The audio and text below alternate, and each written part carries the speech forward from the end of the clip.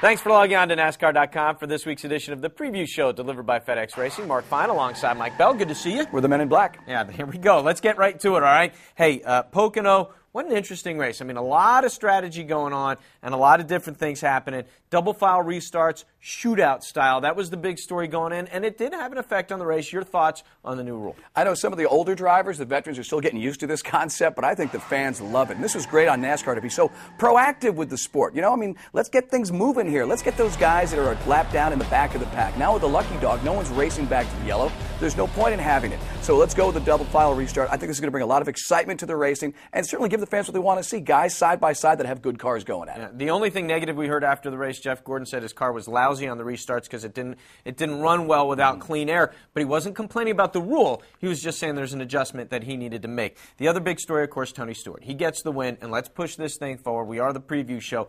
I mean, this is huge. Nobody expected. Larry McReynolds, Kyle Petty said on our coverage, they said, were they surprised? Yeah, they are a little surprised that they're doing this well. I think most fans said, well, a guy that's going to be the owner-operator of this thing, that's too much responsibility. Maybe he'll be lucky if he can crack the top 12, but Tony Stewart's not going to win any races in the first year. Well, not only is he winning races, his teammate Ryan Newman is also cranking out top fives as he did at Pocono. And certainly the tracks they're heading to, like Michigan and later in the summer, Indianapolis, Tony could have 3 or 4 wins. Who knows? He could win this whole thing right now. They got the Hendrick cars. They got the Hendrick engines. That's a big part of the equation. Well, he leads in the points. Only 2 other times in his career has he led in points. Both those times, he won the championship. A couple other drivers that caught our attention pushing this thing forward. Carl Edwards. He is getting ready to go to Michigan, where he loves it, and he ran real well. At the end, the fuel mileage strategy, he thought he might have had more juice than Tony did, but no, Tony rolled out there with more gas in the tank. I don't know. Carl Edwards going to Michigan, certainly the Roush Fenway guys are getting some momentum. They won the first 2 races of the year. Remember, the 500 in California with Matt Kenseth, and then for some reason they missed it. I certainly think you can feel the momentum with Greg Biffle, with Kenseth, but more so Carl Edwards. He's probably a good pick to click at Michigan. Yeah, all right, and you talk about missing it. Junior, again, missed it. Everybody was hopeful after the first race with his new crew chief, finished 12th. Okay, maybe he's headed back in the right direction. It didn't happen. He's still hemorrhaging points. He's got a long way to go and a very short time to get there. And I think Darian Grubb, who's calling the shots for Tony Stewart, that would have been a great crew chief for Dale Jr., but that ain't going to happen. Lance McGrew, what do? The car looks just like it's not handled. The 88 car just does not look as smooth on all the tracks we've seen the last few races than the other cars in the Hendrick stable.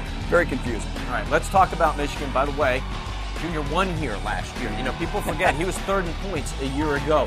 Let's talk about this track, what our expectations are. Well, fuel mileage is a big part of it, a lot like Pocono. It's a very wide track. Remember, it's a sister track to California, built by Roger Penske back in the day. You can go 3 wide. You got to watch out, though, because you're running so high RPM, and maybe you have that engine too a little too tight. We've seen some blown engines, so you've got to save the car, got to race smart, and in the end, it's about pit crew and chiefs like, Chad Canals. Maybe these guys will roll the dice. They've had some bad pit stops. They need to get it straightened out, but I think Roush Fenway, who historically has done so well at Michigan, will rise to the top.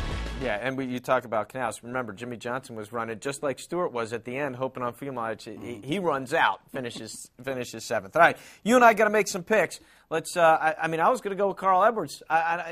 You and I could go with the same guy, I guess, but it's hard not to pick him here going into Michigan. You know, Carl Edwards in the Aflac car. I think it's about time they get in victory lane. He's too talented. Remember, he won all those races last year.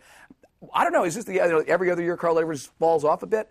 I'm going to go outside the box. I'll go with 16. I'll take Greg Biffle. I'll let you take Carl Edwards. Not that far outside the box, knowing how well those Fords do there. Team. All right, yeah, exactly. All right, great stuff. Hey, don't forget, coverage on TNT. I'll start with the pre-race show with this NASCAR guy live on TNT, so check that out as well. As always, great stuff. Thanks a lot. All right, and thank you for logging on to NASCAR.com for this week's edition of the Preview Show, delivered by FedEx Racing. We'll see you again next week.